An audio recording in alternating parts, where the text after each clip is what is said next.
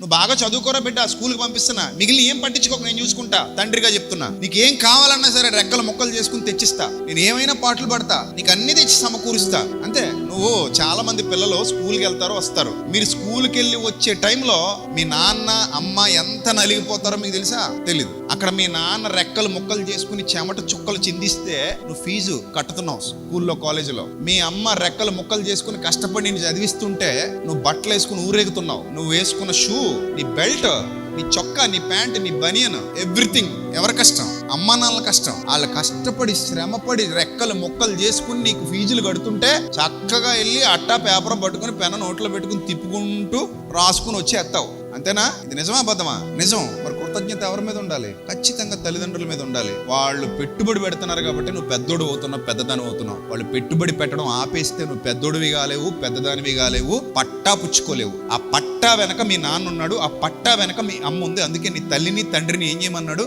సన్మానించండి అన్నాడు. ఈ ఇంగిత జ్ఞానం పిల్లల్లో ఖచ్చితంగా ఉండాలి. మరి కృతజ్ఞత లేని వాళ్ళ ఉండకూడదు. కృతజ్ఞత ఉండాలి తల్లిదండ్రుల పట్ల. వాళ్ళు లేకపోతే మనకు బతికలేదు, వాళ్ళు లేకపోతే మనకి జీవితమే లేదు. వాళ్ళే మనల్ని ఈరోజు ఎంత చేశారు, ఈ స్థితిలో నిలబెట్టారు. ఇది నిజం. ఇది